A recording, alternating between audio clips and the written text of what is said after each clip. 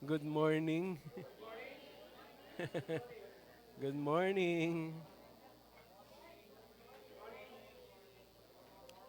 Ayan, at siguro ulitin natin ang pagbati. Good morning and Happy New Year. Amen. Praise the Lord. Praise God. Okay, ngayon po ay January 4. Ayan. At salamat sa Lord sa bagong taon at bagong biyaya na pinagkaloob niya sa bawat isa sa atin. Maganda po yung ating pag-aaralan. Ito po ay hanguin natin sa aklat ng Marcos, chapter 9, verse 23 and 24. Kaya pakitignan na lang po ninyo sa inyong mga Bible at mukhang nandun din naman po sa ating harapan. Verse 23 and 24. Sabi po rito, kung may magagawa ako, tanong ni Jesus, mangyari ang lahat sa sinumang may pananampalataya. Agad namang sumagot ang ama ng bata, naniniwala po ako, tulungan po ninyo akong madagdagan pa ang aking pananampalataya.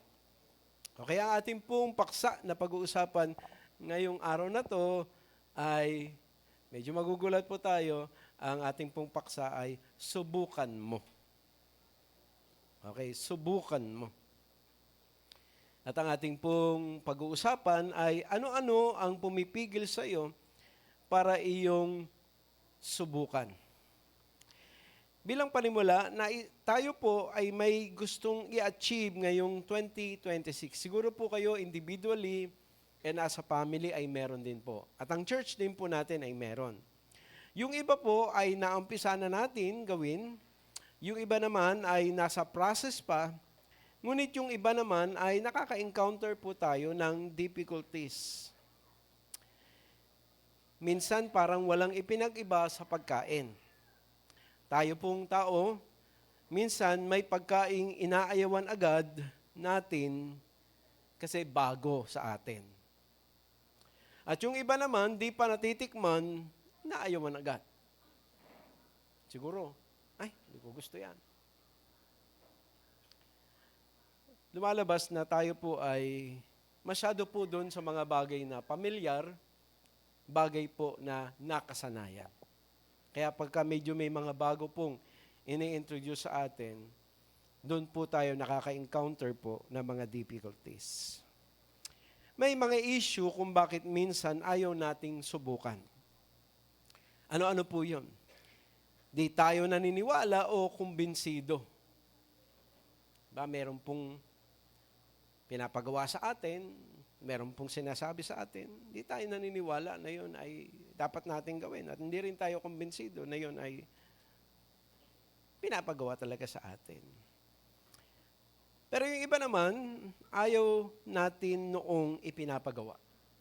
Okay? Hindi tayo kumbinsido, pero yung iba talagang, ay, ayoko niyan, hindi ko gusto yan. Yung iba naman, ayaw natin kasi pag ginawa natin yon, merong mababago. Merong maiiba o mag-iiba o may mawawala sa atin. Yun po yung minsan mga ayaw natin. At yung iba naman, ayaw natin kasi komportable na tayo doon sa dati. Kaya po ngayong araw na to, mga kapatid, tulungan tayo ng Lord. Pakisabi sa iyong katabi, subukan mo. Ayon po sa ating text sa Marcos chapter 9 verse 23, ito po ang ating makikita. Kung may magagawa ako, tanong ni Jesus, mangyayari ang lahat sa sinumang may pananampalataya. Ayon po doon sa pinaka-background nito pong ating binasa, gusto po noong ama ng epileptic na gumaling ang kanyang anak sa kanyang epilepsy. Kaya inilapit niya ang kanyang anak sa mga alagad ng Panginoon. Ang problema, di kaya ng mga alagad yung problema kasi di siya medical issue. na need ng healing, kasi siyempre sila po ay pinahayo, nag-pray sila, may mga gumaling. Pero dito po, ang issue ay spiritual na kailangan ng deliverance. Kaya noong nakita, nung pong ama ng epileptic, ang ating Panginoon ay agad siyang humingi ng tulong.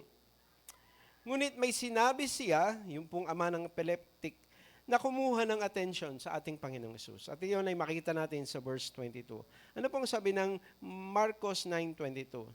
Sabi po nung tatay, gusto po siyang patayin ng masamang espiritu. Tungkol po ito dun sa kanyang anak na may epilepsy. Madalas, inihahagis po siya nito sa apoy at itinatapon siya sa tubig. Ito po yung gusto nating bigyan ng pansin. Subalit kung may magagawa kayo, kami po ay kaawaan at tulungan ninyo. Okay? Hayaan po nating medyo manatili po yun sa ating isip.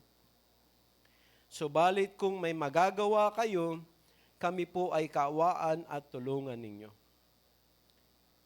Okay. Tayo po, dumadaan po tayo dyan sa mga ganyang mga pangyayari at pagkakataon sa ating buhay. Na minsan po, mga kapatid, meron po tayong pangangailangan at hindi natin alam kung paano natin hahanapin o kakatagpuin yung pangangailangan nyo. May mga sitwasyon, may mga hindi po pagkakaintindihan sa pamilya o di kaya minsan po may problema sa trabaho. May mga bagay na minsan po ay nagugulat na lang tayo na yung ating kapitbahay nagagalit pala sa atin pero wala tayong alam na dahilan kung bakit ganun ang kanyang naging desisyon. So minsan, nagugulat tayo na parang namamangha tayo, parang na-overwhelm tayo sa mga ganong pangyayari. At kaya, minsan dumadating sa atin yung punto na parang ayaw na nating sumubok. Natatakot tayo na baka po hindi po tayo mapagbigyan. Ano po yung kadalasang dahilan kaya bakit ayaw nating subuking gawin yung mga pinapagawa sa atin? Again, ano po ang sabi ng Panginoong Hesus? Kung may magagawa ako, tanong ni Hesus, mangyayari ang lahat sa sino mang may pananampalataya. Ano po yung ibig sabihin po ng Panginoon? Ito po yun. May mangyayaring maganda sa anak mo kung susubukan mong manampalataya. Andyan pa ba tayo? Bawat isa, meron tayong sitwasyon. Meron tayong pinagdadaanan. Meron tayong mga pangailangan. Meron tayong mga difficulties. At lahat tayo gusto nating mabago yung sitwasyon. Lahat tayo gusto natin maayos yung ating mga pinagdadaanan. Pero mga kapatid, kung hindi mo susubukang manalangin at lumapit at humingi ng tulong sa Lord, mananatili po yung ating sitwasyon. Kadalasan, umaasa lang po tayo sa ating sariling lakas, sa ating dunong, sa ibang tao. Pero, naisip na ba natin na si Lord ang pinakatalagang may magagawa sa ating sitwasyon? At kaya nung oras na yun, mga kapatid, nung sabihin nung ama na, kung may magagawa ko kayo, pakiusap naman, tulungan nyo kami. Ang tanong ng Lord sa kanya, kung may magagawa ako. So, nandun po yung pagdududa. Nandun po yung pag-aalinlangan. Mga kapatid, sinasabi ng Lord sa bawat isa, kung ilalapit mo lang kay Lord yung sitwasyon mo, siguradong may makikita kang pagbabago dyan sa sitwasyon mo. Amen? Amen? Ano po ang ibig sabihin ng Panginoon? May mangyayaring maganda sa anak mo kung susubukan mong manampalataya. Tayo po, gusto din nating merong mangyaring maganda sa buhay ng bawat isa sa atin. Amen? Amen po ba?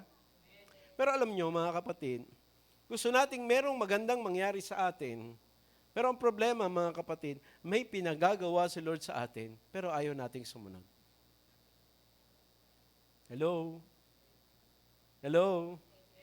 May pinagagawa si Lord pero ayaw nating sundin. Pero gusto natin pagbabago. Gusto nating pag-unlad. Gusto nating pagganda ng buhay. Gusto nating meron pong something na maging magandang experience po tayo.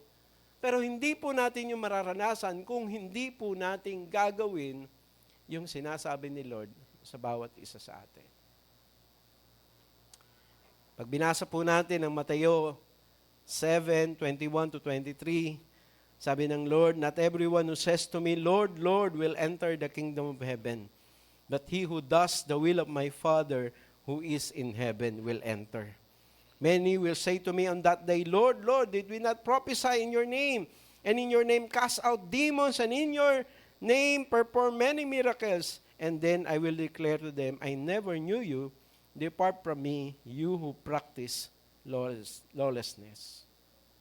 So dito makita po natin, mga kapatid, meron tayong gustong magandang mangyari sa buhay natin. Pero may sinasabi si Lord, pero ayaw nating gawin. Sabi nga po niya sa John 10:27, "My sheep hear my voice, and I know them, and they follow me." So mga kapatid, kung tayo'y susunod, kung gagawin natin yung pinagagawa ni Lord sa atin, sigurado kapatid, meron pong pagbabagong mangyayari. Amen? Sabi nga po niya, "If you love me, you will keep my commandments." So malinaw po mga kapatid, if you want, if you desire something, kung meron kang difficult situation at gusto mong maayos yung difficult na yun, kung mayroong sakit, gusto mong gumaling, kung meron pong pangangailangan, gustong matugunan, kapatid, ang Lord, kayang-kaya niyang gawin yon. Amen? Pero, tandaan natin, meron po siyang ipapagawa sa atin. At dapat, willing tayong gawin yan. Kaya po natin hindi maranasan, kaya hindi natin makita kung paano siya mag-provide, kung paano po siya, mga kapatid, tumulong, kung paano po siya magsaayos. Kasi hindi po natin sinusubukan maniwala. Kung susubukan mo, kapatid, merong mangyayaring maganda. Gusto nating merong magandang mangyari sa atin, ayaw nating sumunod. Pero gusto rin nating may magandang mangyari sa atin, pero namimili po tayo ng gagawa ng kabutihan. Sabi nga po niya, Galatia 6:9 and 10, "Let us not lose heart in doing good, for in due time we will reap if we do not grow weary. So then, while we have opportunity, let us do good to all people, and especially to those who are of the household of faith." Okay, sabi po ni Maris, ang kanyang asawa ay galante. Pakisabi niyo sa inyong katabi, hindi naman po isang tao lang yung dapat maging galante. Kasi sa paggawa ng kabutihan, mga kapatid, hindi naman po laki ng pera. Amen? Ang pinag-uusapan. Kundi yung pong, hindi naman po lamang pera, yung pong paggawa ng mabuti, kundi yung, di ba? Nakapagsalita siya ng hindi maganda sa'yo. Pero hindi mo yun, andyan pa ba tayo? Hindi mo yun inano sa dibdib mo at sa halip, sabi mo, okay na yun. Kabutihan po yun.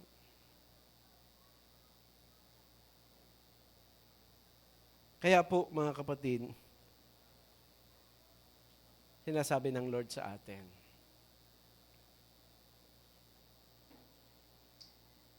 kung ikaw ay Kristiyano na, ibig sabihin, mga kapatid, hindi ka na katulad ng dati na kuripot. Amen? Hindi ka na katulad ng dati na madamot. Salip, kapatid, nilalagyan ka ng Lord ng kabutihan sa iyong kalooban. Alam nyo, yung mga magulang minsan, nung mga maliliit pa yung mga anak nila, nangangako sila. Sino sa inyo mga bata ang napangakuan? Anak, pagka nag-birthday ka, ipapasyal kita. O kaya, anak, pagka maganda ang iyong naging marka, anak, meron kang espesyal na regalo. O sino pong bata ang nabigo dahil nga po nangako yung magulang pero hindi natupad?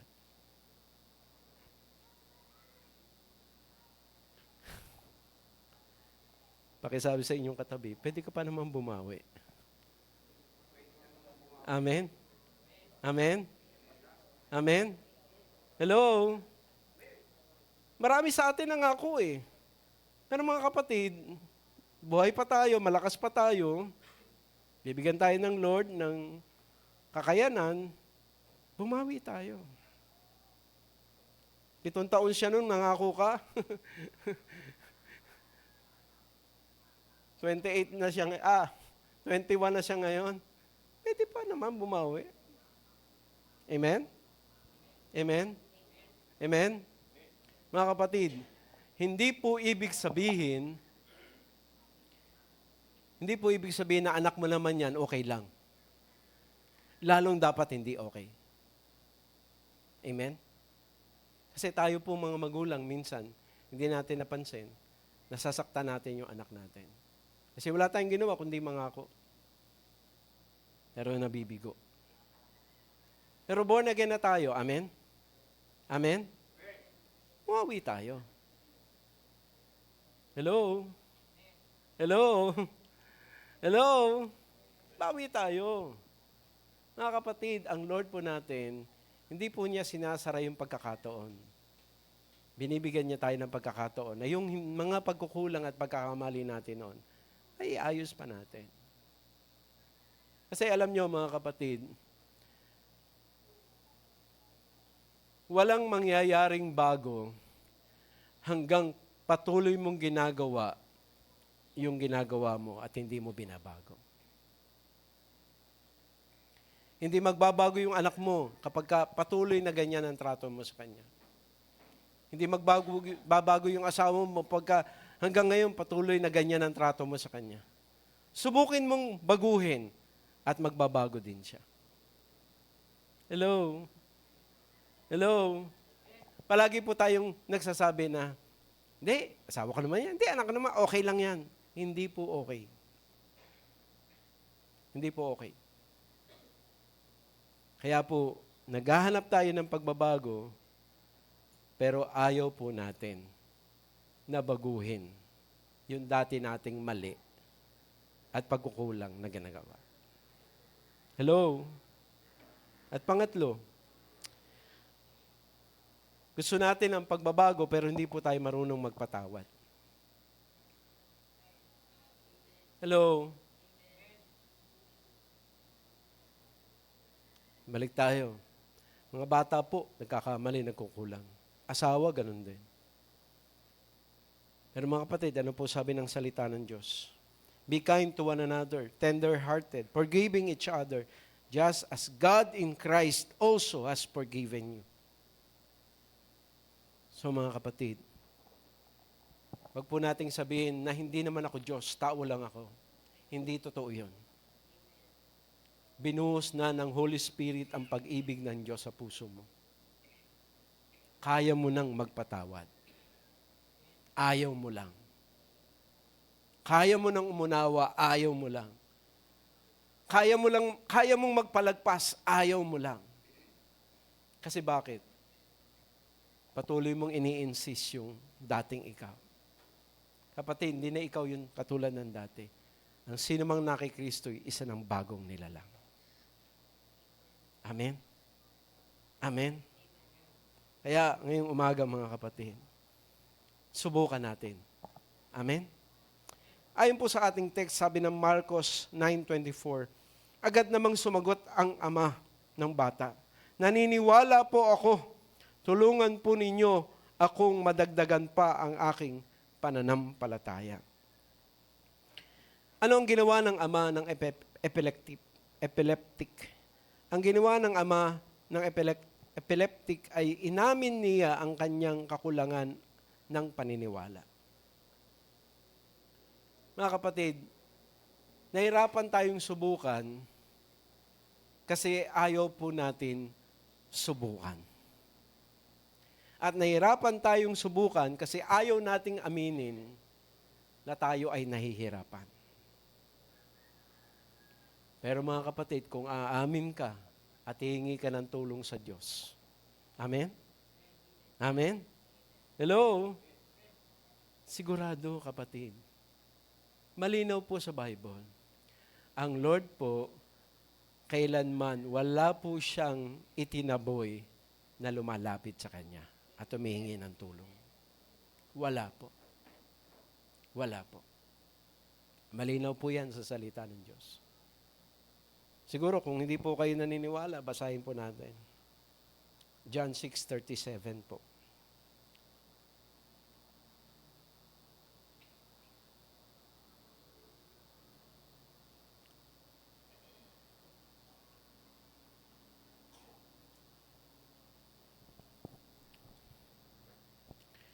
All that the Father gives me will come to me. And no one who comes to me, I will certainly cast out. Not cast out. Tagalogin natin. Medyo nabubulo tayo.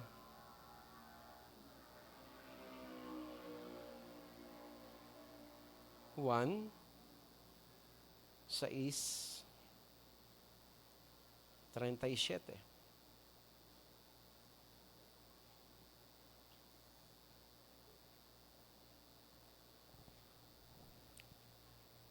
Lalapit sa akin ang lahat ng ibinibigay sa akin ng Ama.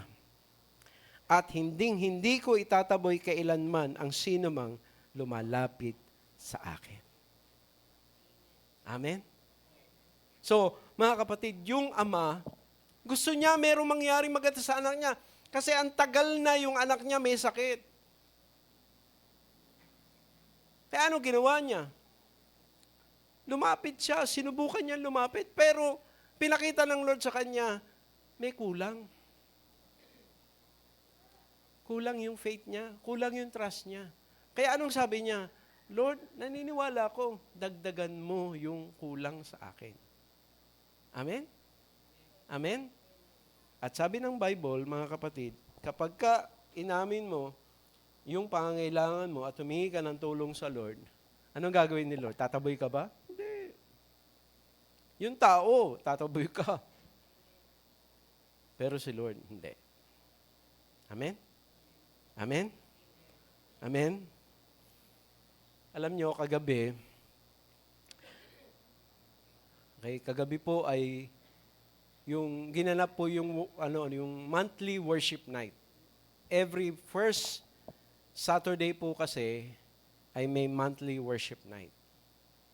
So ginawa po namin 'yon.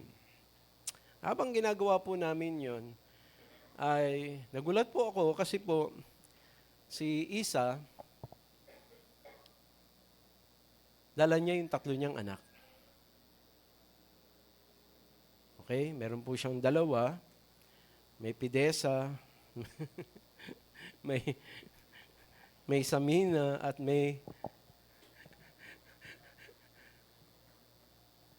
meron po siyang sanggol na karga-karga. Worship leader siya. So, tumingin ako, sabi ko, Lord, tulong. Pagkatapos po nung practice niya, tinry po siyang kargahin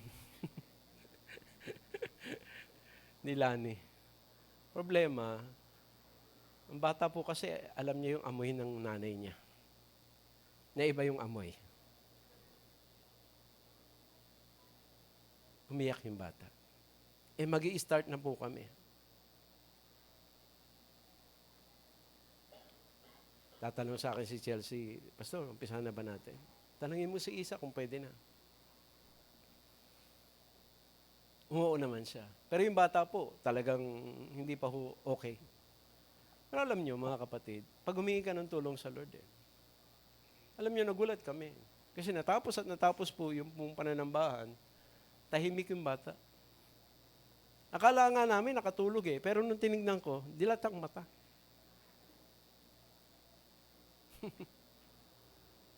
Pag humingi ka ng tulong sa Lord, amen? Tutulungan ka. So kaya nga po, mga kapatid, ngayon pong umaga, Gayahin po natin yung pong ama ng epileptic. Lumapit tayo at subukan natin manampalataya. At kung napansin natin na may kulang, anong gagawin natin? Aminin natin. Humingi tayo ng tulong. Amen? Amen? Kaya po ngayong tayo po, ano ang gagawin natin sa ating mga gustong i-achieve as a church ngayong 2026? Mananatili ba tayong di naniniwala at di kumbinsido? Mananatili ba nating ayaw gawin yung pinapagawa sa atin? O mananatili ba tayong ayaw nating may magbabago, may mag-iiba, o may mawawala? Ayaw ba natin na yung ating komportableng kalagayan ay ma-disturb? O susubukan natin? Amen? Hello, pakitanong nyo nga sa inyong katabi. Gusto mo bang subukan? Alam nyo, yung church po natin may mga programa eh. Subukan po kaya nating dumalo ng BS. O kaya ng worship night, yung monthly worship. O kaya ng prayer and fasting. Subukan po kaya nating mag-invite o mag-follow up. Subukan po kaya nating mag-involve sa mga activities ng ating groupings. Subukan po kaya nating dumalo ng mentoring. Subukan po kaya nating mag-tithes. Subukan po kaya nating mag-serve at mag-involve sa mga committees. Subukan po kaya nating mag-family altar. Subukan po kaya natin mag-devotion everyday. Subukan po natin kayang dumalo ng Sunday service kahit maraming hadlang. Amen? Sabihin niyo sa inyong katabi ngayon, nagtagumpay ka. Amen? Lahat po talaga dumadanas ng difficulties. Amen? Pero dahil nandito ka, ibig sabihin nagtagumpay ka. Amen? Amen? Nagtagumpay ka. At dahil nagtagumpay ka, kapatid, ano po yung pangako ng Lord sa mga gumagawa ng kanyang kalooban? Ito pong sabi po ng Joshua 1:8, "This book of the law shall not depart from your mouth, but you shall meditate on it day and night, so that you may be careful to do according to all that is written in it. For then you will make your way prosperous, and then you will have success." Amen?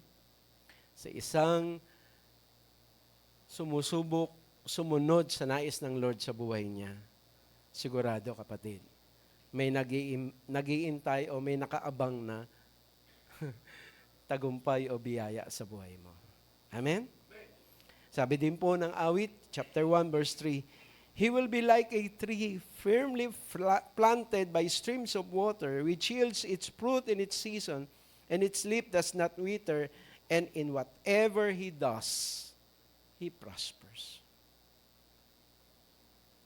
Mga kapatid, oo, may mga sagabal at hadlang. Pero kapatid, pagka patuloy kang sumubok sumunod, sigurado, may nag-aantay na tagumpay.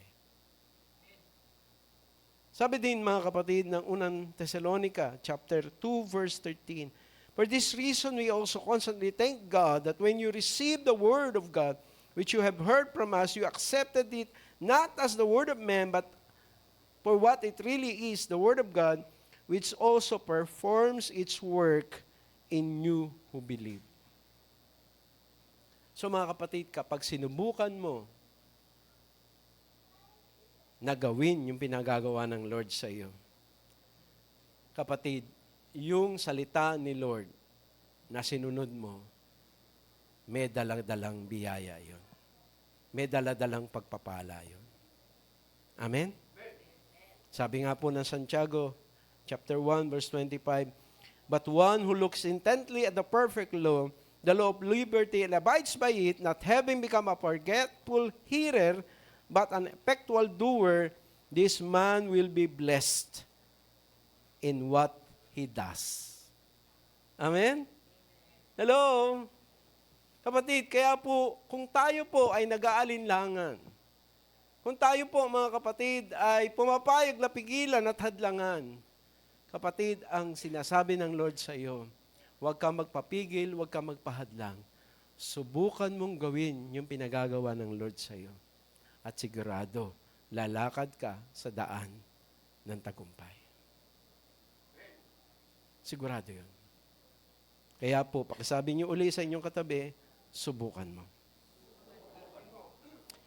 Doon sa mga, paalala po doon sa mga ayaw sumubok, pag binasa po natin ang Mark 9:24, sabi po rito, agad namang sumagot ang ama ng bata, naniniwala po ako, tulungan po ninyo akong madagdagan pa ang aking pananampalataya. Dito makikita po natin, mga kapatid, na kung hindi sumubok yung pong ama,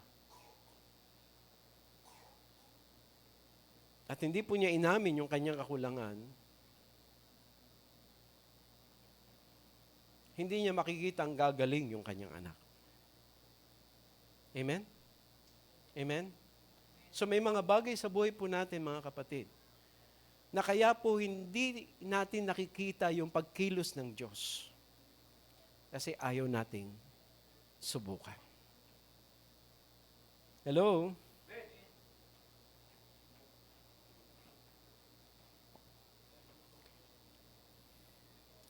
Sabi din po ng Mark 6:5 and 6, and he could not do miracle there except that he laid his hands on a few sick people and healed them, and he wondered at their unbelief, and he was going around the villages teaching. So dito makita po natin, mga kapatid, pagka hindi natin sinubok, hindi natin makikita yung pong gustong gawin ng Lord sa atin. At pag hindi natin sinubok, mga kapatid, may magagawa man si Lord, limitado lang. Pakisabi sa inyong katabi, limitado lang.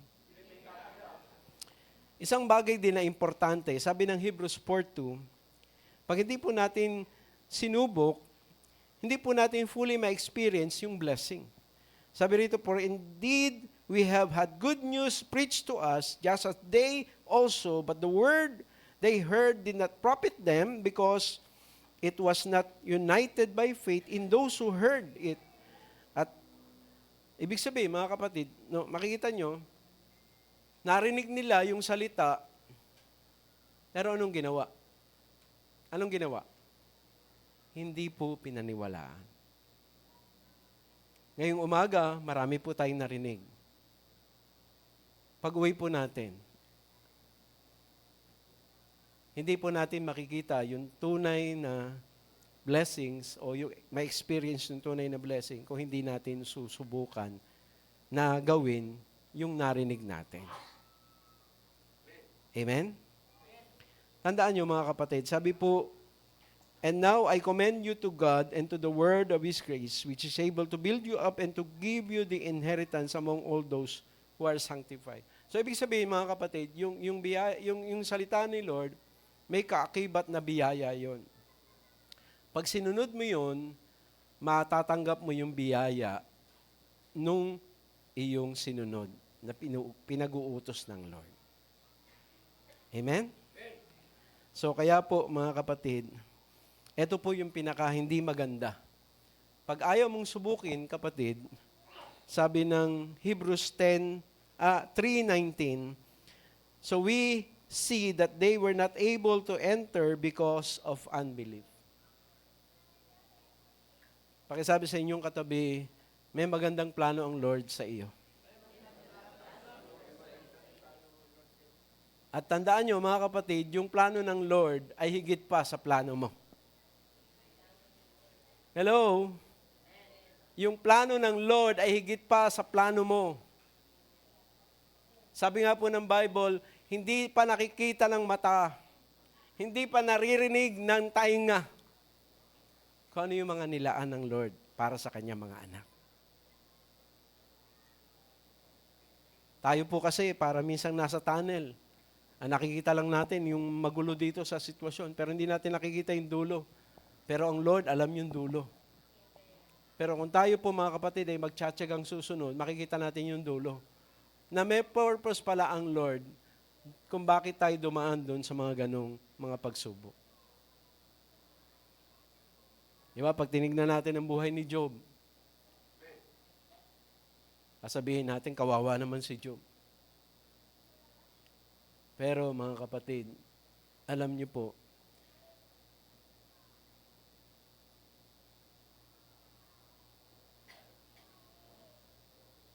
hindi po mararanasan ni Job yung doblehin ni Lord yung kanyang yaman at yung pati na yung mga anak niya. Kasi hindi lang po 10 yung anak ni Job. May 10 namatay pero mayroon pang 10. Kaya pagdating sa langit, 20 yung anak niya. Kaya po mga kapatid, may biyaya si Lord. Amen? Ako po, palagi ko yung pinapaalala sa sarili ko. Eh syempre, ako ay mag-isa lang. Nitong nakaraan na Pasko, buti na lang may nag-invite. So, kaya ako po ay hindi mag-isa nung Pasko. At nung ako po ay nag-birthday, nung aking 64th birthday, yun, meron pong nagtiyagang samahan ako. At nung pong bagong taon naman, na-invite din po ako ng Bernal at ng Jalak at ng Morong. So, kaya, pero sa ibang mga sitwasyon na walang ganun, nandiyan lang ako sa kwarto. So, kung titignan ko yung sitwasyon ko, matay ako agad. Kasi wala na pong malakas pumatay kundi yung kalungkutan. Pero palagi lang pong pinapaalala ng Lord sa akin, hindi, may layunin pa ako. Kaya ako sabi ko, hindi ko dapat tignan itong aking sitwasyon. Ang dapat kong tignan, yung layunin ni Lord na dapat kong matupad. Kasi pareho po kami nagkasakit ng misis ko. Pero siya po yung namatay, ako po yung natira. Hindi ko naman pwede sabihin na, Lord, sana pinatay mo na rin ako. Paano kung tinotoo ng Lord? Di sabi ko, Lord, pagdating ko sa langit, Lord, sorry pwede bang pabalikin mo ako? Hindi na pwede yun. Kaya po, mag-ingat din tayo sa pinagpe-pray natin. May layunin po siya. At kaya po, mga kapatid, yun po ang tignan natin. May gusto pong i-achieve ang Lord. Hindi lang sa buhay mo, kundi sa pamamagitan mo. Amen? Yung pong pagdating natin sa langit, yun ang masaklap. Alin? Dahil pinilit natin ang ating sarili, hindi natin naabot yung pinagagawa ng Lord. Yun ang wag sanang mangyari. Kaya po, mga kapatid, huwag tayong humintong sumubok. Amen? Amen? Patuloy tayong sumubok na maniwala at magtiwala sa Lord. Dahil yung layunin niya, kapatid, hindi po yun natatapos hanggang hindi nagwawakas yung buhay natin dito sa lupa. Sa Bible po, mga kapatid, kung kilala niyo po si Santiago, kapatid po ni Juan, namatay po siya agad. Kasi yun po yung purpose ng Lord sa kanya. Natapos agad. Amen? Kung kilala nyo naman si Juan na kanyang kapatid, kahit po inilublob na doon sa kumukulong mantika o langis, nabuhay pa rin. Kasi ang layunin ng Lord, ibibigay pa sa kanya yung kapahayagan. Revelation. So, kaya mga kapatid, wag mo lang hangarin yung bagay na gusto mong gawin ni Lord sa'yo. Kapatid, ang mas importante, yung gustong gawin ni Lord sa pamamagitan mo. Amen? Yun ang purpose ng buhay mo. Yun ang purpose. At dahil doon, mga kapatid, patuloy nating paalalahanan natin sarili. Pagka po gusto nating sumubok, sabi ng Matthew 6:33, may provision. But seek first the kingdom of God and His righteousness and all these things. Pag sinubok mong unahin ang kaharian ng Lord at ang kanyang katuwiran, ano mangyayari? May provision. Pag sinubok mo rin, kapatid, na makinig at sumunod sa nais ng Lord, may protection. My sheep hear my voice, and I know them, and they follow me. And I give them eternal life.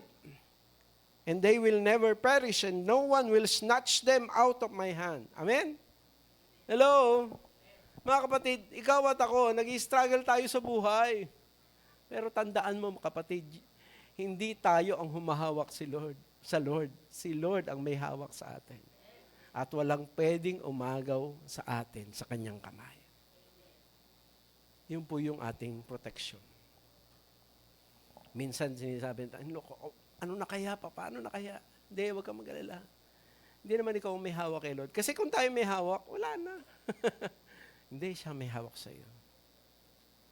Siya may hawak sa iyo.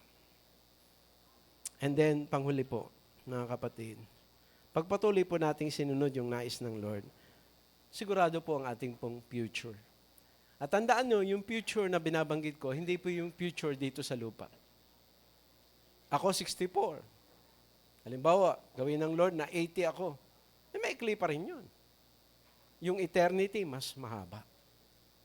Yun ang mas binibigyan ng pansin dito. Sabi ng 1 John 2:17, the world is passing away and also its lust. But the one who does the will of God lives forever. Amen. Tingnan niyo yung katabi niyo.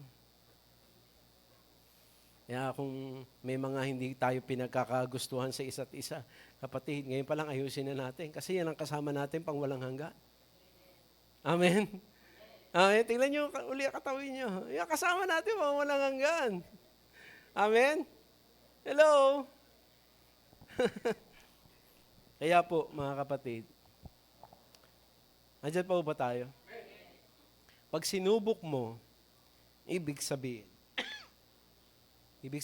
sabi po ng Awit 27:4, kay Yahweh ay isang bagay lang ang aking hiniling, iisa lamang talaga ang aking hangarin, ang tumira sa templo niya habang buhay, upang kagandahan ni Yahweh aking mapagmasdan at do'y humingi sa Kanya ng patnubay.